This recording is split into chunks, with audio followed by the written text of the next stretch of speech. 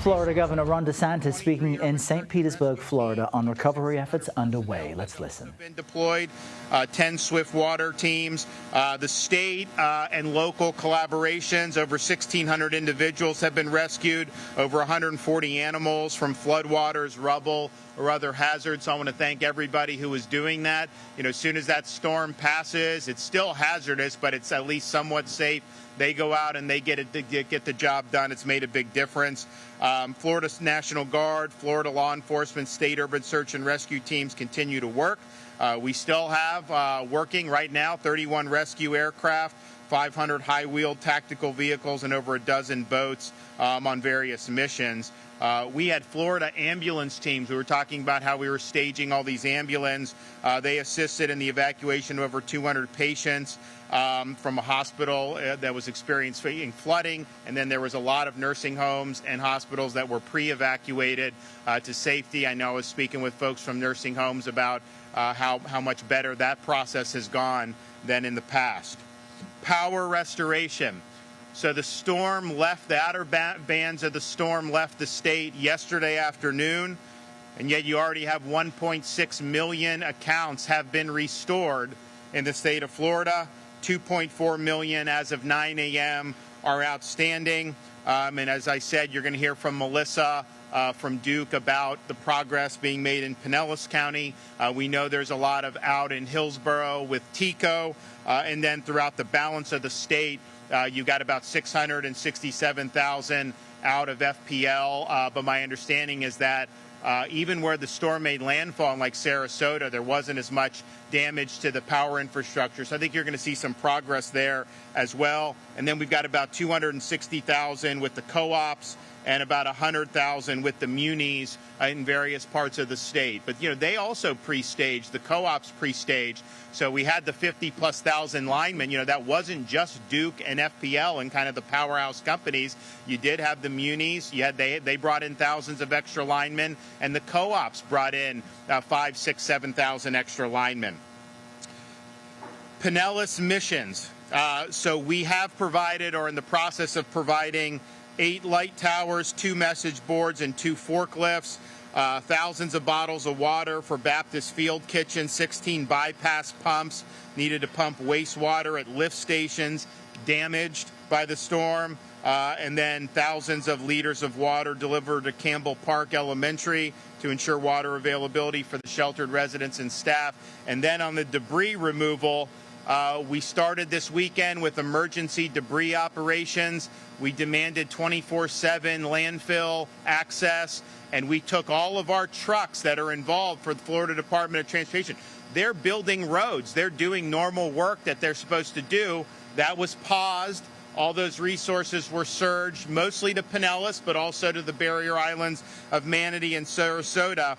And in about a 72-hour period, our state guys were able to do 2,200 truckloads of debris from Pinellas County barrier islands, and that's over 40,000 cubic yards of debris that was removed. And I don't think there's ever been that much debris removed in such a short period of time. So I want to thank those folks from those state agencies. We also had some of our road contractors who, because the storm was coming, they were probably going to have to stop road building anyways. And so we transitioned them to help with the debris. So it was really a team effort. But those guys we had shifts working round the clock. And you had in the wee hours of the morning, as Milton was expected to make landfall later that day, you still had this debris operation going. So that made a huge difference, and it definitely mitigated some of the damages. We also immediately started doing cut and toss operations as soon as it was safe. 12,000 miles of state roads have been cleared, and that's 96% complete. And in less than 12 hours, 158 bridge inspectors have conducted nearly 2,000 bridge inspections across the impacted areas. I-4, I-75, I-95, and Alligator Alley are cleared and open. Sunshine Skyway, Gandy, Howard Franklin, Courtney Campbell have been inspected, cleared, and are open. Commercial airports, Daytona, Lakeland, Melbourne, Orlando, Sanford, Palm Beach, Punta Gorda, Southwest Florida, Tampa International, and Vero Beach are all open. Sarasota Bradenton is expected to reopen at 0600 tomorrow, and St. Pete Clearwater Airport is expected to resume today at 1600. We are helping them with pumps to send so that they're able to get up online later this afternoon. Port Tampa Bay and Seaport Manatee have reopened with some restrictions. Channel assessments are currently underway at both of them, and I know Kevin is working with the utilities and the port, particularly in Tampa, to get the power restored so that they can resume full operations. Port Canaveral and Jacksport are both open. Landslide are expected to open waterside later today. 19 school districts that were closed yesterday have reopened today. There are at least 7 other school districts opening on Monday, and I bet you will hear more districts announce reopenings for Monday, given, thankfully, I think most of them had either no or very minimal damage. For parents who want information on your school district, you can go to fldoe.org/storminfo. That's the Florida Department of Education website, fldoe.org/storminfo. Fatalities. Now, we had 5 fatalities with that tornado in St. Lucie, and that's a very tragic thing. I don't think that these are things with the tornadoes. They come. It is very hard to prepare. You got to just take cover and hope for the best. So we have had fatalities of that nature. But what we are also seeing is we're now in the period where you have fatalities that are preventable. We have had fatalities because of interaction with downed power lines and water. We are seeing hazards that are still there. So please exercise caution. Don't wade into floodwaters. Be careful with how you're using ladders. Use generators properly. Make sure it's outside your home. Don't run that generator inside. So we are now in the situation where everything has been stabilized, and so you have to make the proper decisions and just know that there are still some hazards out there. We see debris.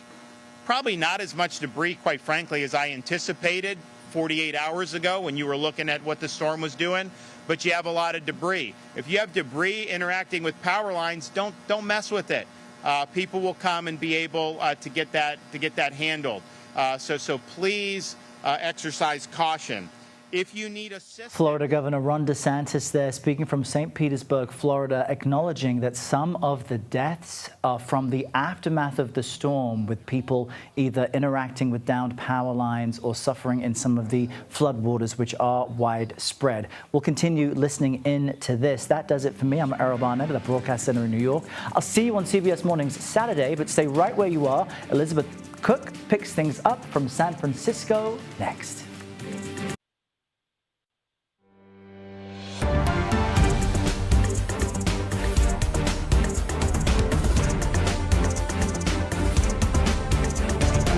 Welcome in on this Friday morning. Let's go back out live to Governor Ron DeSantis giving a press conference on the aftermath of Hurricane Milton. This is in St. Petersburg. Let's listen in. Emergency accommodation modules and Expedia and Priceline available. We also have through Hope Florida. If you have shelter needs, you can call Hope Florida, and they can work with their partners to see what's available. We will have the Hope Florida bus located at the following places today. In Sarasota at New College of Florida from 12 to 5 p.m. In Lee County, Hope Bus will be at Summit Church, 19601 Ben Hill Griffin Parkway in Fort Myers from 12 to 5. Charlotte County, Murdoch Baptist Church in Port Charlotte, 12 to 5. You will have the Hope Bus, and that will likely be in other counties in the ensuing days. If you have business damage, you can report your business damage on our business survey at floridadisaster.biz, floridadisaster.biz. We've also activated additional money for no-interest loans for businesses who may need a cash infusion. So we have an additional $50 million on top of what we did for Hurricane Helene. Normal businesses are eligible for up to $50,000, up to $100,000 for agriculture and aquaculture, and up to $150,000 for citrus and for cattle. And again, these are zero interest loans, very flexible repayment options.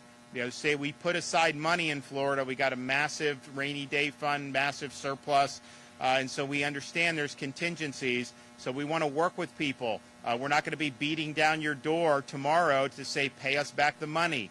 We'll get it eventually, but we understand these are difficult times. And we are already starting having applications come in for Milton. We had a lot come in for Helene as well. So if you want to apply for one of those emergency bridge loans, you go to floridajobs.org/EBL, floridajobs.org/EBL. We've also activated the Florida Disaster Fund, where people can make tax-deductible charitable contributions so that this can be deployed to help people in need. That's floridadisasterfund.org, floridadisasterfund.org. We raised and distributed $63 million after Hurricane Ian. Now, this storm with Milton did not do, thankfully, the level of damage that Ian did, but there are going to be a lot of needs. We've had a lot of major companies step up and make significant contributions, and I know we've had a lot of individuals make smaller contributions as they can afford, and we thank you for that, and 100% of that money goes to helping people that are in need. I want to thank everybody for their hard work. This has been now going on for weeks where we've been on this emergency footing. I know people have been working round the clock. Just when you started getting a little bit of normalcy after Helene, when things started to maybe stabilize, you turned around and had to deal with this other menacing storm, Hurricane Milton. And as I said, there's damage. There's a lot that's going to need to be done. We did not get the worst case scenario, but we did get hit, and we're going to have to work to bounce back. Okay, Kevin Guthrie. Good morning, everyone. Thank you, Governor DeSantis, for your continued leadership. I know you're ready to get moving on the cleanup of Milton, and we're ready to do that for you. Post-disaster fatalities are preventable. You've heard the governor talk about fatalities. I want to take a minute and just remind everybody, to the point of some of the governor's talkers, we will have volunteer organizations ready to go. We already have them ready to go to come in and help you. 1-833-GET-HOPE. 1-833-GET-HOPE. You can apply.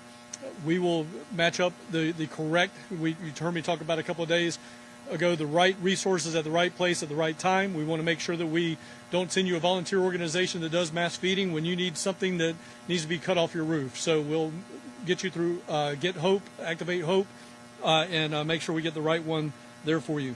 We are also working with Crisis Cleanup as an extension of Activate Hope to make sure that we're ready to do debris removal, tree removal, mucking and gutting, and mold remediation. We have all of those capabilities now, and we need you to go, again, to the Activate Hope website, Hope Florida, or call us at 1-833-GET-HOPE. Before you begin any cleanup, take close-up and far-away photos of what's going on.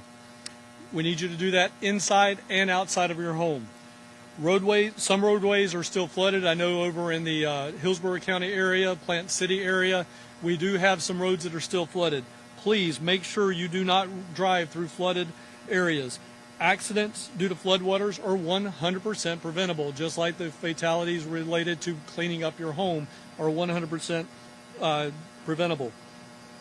6 inches of moving water can knock a person over. 1 foot of moving water can move your vehicle. So please do not do that. Not to mention there could be power lines down inside of that water and also wrapped up in trees. So please, please do not go out in flooded waters. Do not cut things out of trees that have power lines in them. If you have lost power and want to use a generator as a backup, please use it safely. I'm going to go over the 3 steps of using a generator safely again. Make sure it's 20 feet away from any open door of your residence, whether that's your garage. Don't put it inside your garage. It's 20 feet away from the garage door, 20 feet away from a front door, back door, 20 feet away from a window. If you run out of fuel and you need to refuel, give the generator 20 minutes to cool down and then refuel it before you restart it. And then always have a carbon monoxide detector inside your home to help prevent the carbon monoxide poisoning. Don't disaster sightsee. We have a lot of people that are out here doing great work. Well over 50,000, probably closer to 60, 65,000 responders, electrical workers, all doing really, really good work right now. But we need you to stay out of our way, just simply put. We don't need you out there sightseeing. We saw it yesterday in Siesta Key, people driving around, videoing and all that. Stay out of the way. We really, really need your cooperation on this. For assistance after the storm, call the State Assistance Information Line at 1-800-342-3557. Again, that's 1-800-342-3557. We have translators in English, Spanish, and Haitian Creole waiting for you. As always, our best way to get updates on the web is at floridadisaster.org/updates for all the information on other organizations helping us out. And then for the most up-to-date, to-the-minute updates is follow us at FLSERT on X and Instagram, and on Facebook at FDEM. Again, Melissa, thank you for your partnership and your cooperation in this. General Haas, same thing. Governor, as always, thank you for your leadership. Okay.